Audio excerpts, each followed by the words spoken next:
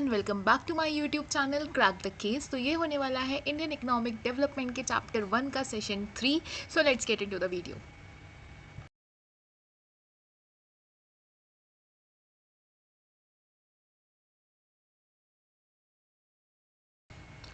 तो आज हम लोग करने वाले हैं क्वेश्चन 3। क्वेश्चन 1 और 2 हम लोग ऑलरेडी डिस्कस कर चुके हैं प्रीवियस पार्ट में, तो अगर तुम लोगों ने वो नहीं देखा तो तुम लोग वो जाके देख लेना। तो आज हम लोग करने वाले हैं explain the features of agriculture sector under the British rule. ठीक है, जब हम लोग ब्रिटिशर्स के अंडर में थे तो हमारे एग्रीकल्चर सेक्टर की क्या हालत थी, ठीक है, या फिर इंडिपेंडेंस से पहले हमारे एग्रीकल्चर सेक्टर की क्या हालत थी। तो आज हम लोग ये देखने वाले हैं। ठीक है, पहले देखो, following are the characteristics of Indian agriculture sector on the eve of independence. सबसे पहला है लो प्रोडक्शन एंड प्रोडक्टिविटी। ठीक है, अब यहाँ पे देखो क्या लिखा है, production refers to total output while productivity refers to per hectare of the land. Production का मतलब क्या होता है कि टोटल आउटपुट कितना निकला, ठीक है, और प्रोडक्टिविटी होता है आउटपुट पर हेक्टेयर ऑफ लैंड। ठीक है, तो क्या था, on the eve of independence हमारा प्रोडक्शन भी कम था और हमारी प्रोडक्टिविटी भी कम थी लैंड की। ठीक है, तो इसीलिए क्या थी हमारे पास एग्रीकल्चर बैकवर्डनेस। ठीक है, समझ रहे हो, प्रोडक्शन का मतलब क्या होता है आउटपुट, और प्रोडक्टिविटी का क्या मतलब होता है पर हेक्टेयर के हिसाब से कितना आउटपुट निकला। ठीक है, तो क्या था, on the eve of independence हमारा प्रोडक्शन भी कम था और हमारी प्रोडक्टिविटी भी कम थी, और कम नहीं बहुत ज़्यादा कम थी। ठीक है, तो जिसको हम क्या कहेंगे एग्रीकल्चर बैकवर्डनेस। ठीक है, अगला देखो, lack of means of irrigation, मतलब हमारे पास कोई भी ऐसी मॉडर्न इक्विपमेंट्स या कोई भी ऐसी इरिगेशन फैसिलिटीज़ नहीं थी। ठीक है, ना हमारे पास केमिकल फर्टिलाइजर्स थे, ना हमारे साथ पास पेस्टिसाइड्स थे, ना हमारे पास इंसेक्टिसाइड्स थे। ठीक है, और क्या ही बोलूँ मैं, ढंग की पानी की फैसिलिटीज़ भी नहीं थी। ठीक है, अगर अच्छी रेनफॉल होती थी तो अच्छा आउटपुट निकलता था, बुरी रेनफॉल होती थी तो बुरा आउटपुट निकलता था। मतलब हम लोग पूरे के पूरे तरीके से रेनफॉल के ऊपर डिपेंडेंट थे। ठीक है, देखो यहाँ पे क्या लिखा है, agriculture was excessively dependent on rainfall. ठीक है, यहाँ पे ये पॉइंट भी लिखा है, good rainfall implied good output while poor rainfall implied poor output. No effort was made to develop permanent means of irrigation by British government. Britishers ने कोई भी ऐसा परमानेंट मीन ऑफ इरिगेशन नहीं बनाया था हमारी इस प्रॉब्लम को सॉल्व करने के लिए। हम लोग पूरे तरीके से रेनफॉल पे डिपेंडेंट थे। ठीक है, अगला देखो, farming as means of subsistence. Subsistence का मतलब क्या होता है, अब ध्यान से समझना, वो तुमसे क्वेश्चन में ये भी पूछ सकता है, व्हाट इज सब्सिस्टेंस फार्मिंग। ठीक है, तो अब देखो सब्सिस्टेंस का मतलब क्या होता है। सब्सिस्टेंस का मतलब होता है कि जब जो लोग खेत में, जो फार्मर्स खेत में जो उगा रहे हैं उसे ही वो खुद ही कंज्यूम कर लेते हैं। ठीक है, जैसे कि सपोज करो मैंने आज खेती करी आलूओं की। ठीक है, तो मैं घर गई, मैंने अपनी मम्मी को कहा, मम्मी देखो मैंने ना आलू उगाए हैं और अब हम इन्हीं आलू के पराठे बना के खा जाएंगे।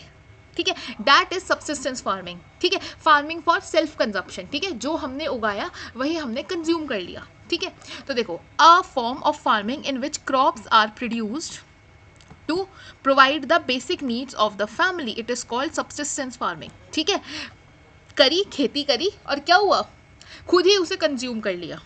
ठीक है, on the eve of independence farming was mostly as mean of subsistence, little surplus was left for sale in the market. ठीक है, मोस्टली वो लोग क्या करते थे, जो भी वो लोग खेती करते थे खुद ही उसे कंज्यूम कर लेते थे और बहुत ही छोटा सा सरप्लस बचता था उनके पास कि वो मार्केट में जाके उसे बेच सके।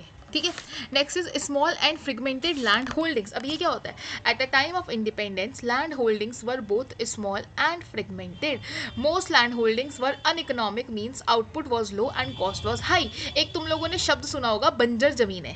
ठीक है, तो उस टाइम पे क्या होता था, छोटी छोटी ज़मीनें होती थी और बंजर ज़मीनें होती थी। ठीक है, मतलब ऐसी ज़मीन जिस पे तुम एग्रीकल्चर नहीं कर सकते।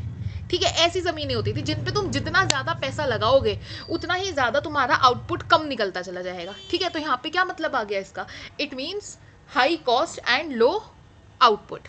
ठीक है, तुम जितना ज़्यादा से ज़्यादा पैसा लगाओगे उस पर उतना ज़्यादा तुम्हारा पैसा मर रहा है उसमें। ठीक है, that is small and fragmented land holdings. ठीक है, मतलब बंजर ज़मीनें थी उस टाइम पे, जो बंजर ज़मीनों के ऊपर तुम लोग फार्मिंग नहीं कर सकते। ठीक है, या फिर अनइकोनॉमिक प्लेस था। ठीक है, अगला देखो, land revenue system under the British rule. अब लैंड रेवेन्यू सिस्टम तो हमने सबसे पहले उसमें भी पढ़ा था ना, एग्रीकल्चर सेक्टर को कैसे एक्सप्लॉइट करा था हमारा, थ्रू जमींदारी सिस्टम। ठीक है, जमींदारी सिस्टम में क्या था, उन लोगों ने एक ट्रायंगुलर रिलेशनशिप बना दिया था जिसमें जमींदार एक परमानेंट लैंड रेवेन्यू देते थे गवर्नमेंट को और बदले में टीनेंट्स से जितना मर्जी चाहे उतना मर्जी पैसा ले सकते थे एज अ रेवेन्यू। ठीक है, तो ये क्या हो गया था, जमींदारी सिस्टम। ठीक है, देखो तो क्या हुआ था, British government invented a unique system of land revenue by setting up a triangular relationship among the government. ठीक है, the owner of the soil, the tiller of the soil among the government, एक sorry triangular relationship है। ठीक है, triangular relationship किस किस के बीच में है, government, owner of the soil and tiller of the soil. Tiller कौन होता था, जो ऑनर से जमीन किराए पे लेता था। ठीक है, this was popularly known as zamindari system of land revenue. ठीक है, क्या क्या था, एक ट्राइंगुलर रिलेशनशिप बना दिया था इन लोगों ने, गवर्नमेंट के बीच में, ऑनर ऑफ द सॉइल और टीलर्स ऑफ द सॉइल के बीच में, जहाँ पे क्या होता था कि जमींदार जो ऑनर होते थे वो एक परमानेंट लैंड रिवेन्यू देते थे गवर्नमेंट को। ठीक है, और बदले में टीलर से जितना मर्जी चाहे उतना पैसा ले सकते थे। ठीक है, तो ये क्या हो गया था, एक लैंड रिवेन्यू सिस्टम बना दिया था ब्रिटिशर्स ने। ठीक है, zamindar were the permanent owners of the soil, they had to give a fix sum of land revenue to the government and they were free to take as much as they want from tillers. In short, गरीब आदमी को exploit कर दिया था, बिल्कुल बुरे तरीके से एक्सप्लॉइट कर दिया था। ठीक है, अगला देखो, gulf between owner of the soil and tillers of the soil. अब गल्फ क्या होता है, गल्फ मतलब लड़ाई झगड़े। ठीक है, कन्फ्लिक्ट। अब कन्फ्लिक्ट क्यों थे उन लोगों के बीच में, between owner of the soil and tiller of the soil, due to zamindari system. ठीक है, जमींदारी सिस्टम की वजह से क्या होता था, क्या करते थे वो लोग, अभी हमने ऊपर पढ़ा कि वो लोग क्या करते थे कि जमींदार जो होते थे वो गवर्नमेंट को एक छोटा अमाउंट देते थे। ठीक है, मतलब एक फिक्स अमाउंट दे देते थे एज अ लैंड रेवेन्यू, और बदले में टीलर से जितना मर्जी चाहे उतना मर्जी पैसा ले लेते थे। ठीक है, अब क्या होता था, टीलर्स के पास तो बेचारों के पास पैसे सारे के सारे खत्म हो जाते थे, वो तो बहुत ही कम पैसे के लिए बचते थे कि आगे एग्रीकल्चर में दोबारा कुछ उगा पाएंगे भी या नहीं उगा पाएंगे। ठीक है, और जमींदार क्या करते थे, अपनी सारी की सारी लाइफ लग्जरी लाइफ, अपनी जिंदगी लग्जरी लाइफ बिताते थे। ठीक है, एक लग्जरियस लाइफ जीते थे टीलर्स को एक्सप्लॉइट करके। तो ये था gulf between owner of the soil and tillers of the soil. ठीक है, during the British Raj there was a wide sweep between owner of the soil and tillers of the soil. Owner use to spend their income on luxurious life. ठीक है, honour क्या करते थे, अपना जो भी पैसा है उसे उससे लग्जरियस लाइफ जीने में बिताते थे, लगाते थे, सॉरी। ठीक है, they use to make little investment for the development of agriculture, दिखाने के लिए छोटी मोटी इन्वेस्टमेंट कर दी एग्रीकल्चर में, हो गया काम।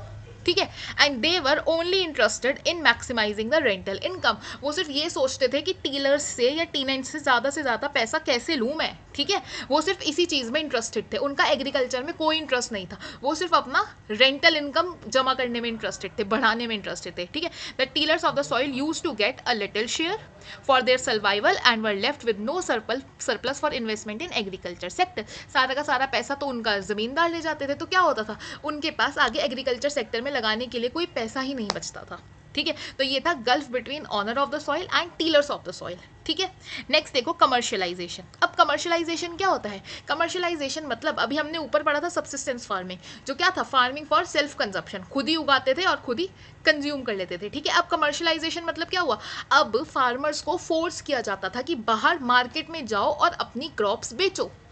ठीक है, दैट इज कमर्शियलाइजेशन। ठीक है, a shift from production of self consumption to production for the market. ठीक है, अब अपने लिए प्रोडक्शन नहीं करना, सेल्फ कंजप्शन के लिए अब प्रोडक्शन नहीं करना, अब मार्केट में बेचने के लिए प्रोडक्शन करना, उसे हम क्या कहते हैं, कमर्शियलाइजेशन ऑफ एग्रीकल्चर। ठीक है, देखो, farmers were forced to shift to commercial crops like Indigo.